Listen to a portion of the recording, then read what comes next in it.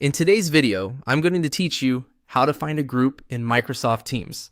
If you're trying to reconnect with a group conversation, check in on messages, or simply make sure you're in the right chat, Microsoft Teams makes this fairly straightforward once you know where to look.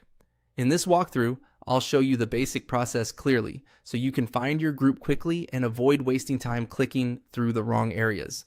To begin, open Microsoft Teams and make sure you're on the main app screen. Once you're inside Teams, look over to the left-hand side navigation menu and click on Chat.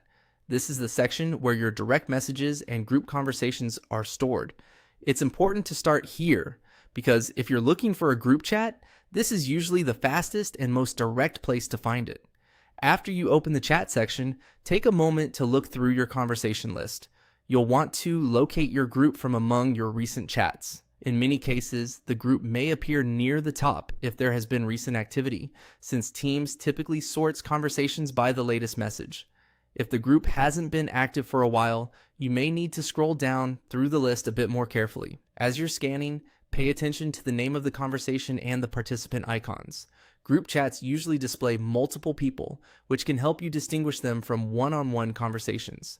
If you're part of several chats with similar names, this visual cue can make it easier to identify the correct group.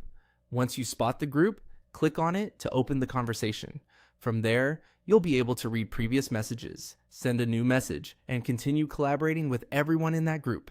If you don't immediately see what you need, slow down and double check the chat list rather than switching sections too quickly, since many users accidentally look under the wrong part of Teams. A helpful tip is to remember that groups in Teams can sometimes be confused with channels inside a team. If you're specifically looking for a group chat, the chat area is the right place to start. Staying focused on that section will save you time and help you find the conversation more efficiently. And that's it. That's how to find a group in Microsoft Teams. Once you know to head into chat and locate the correct conversation, the process becomes quick and easy every time.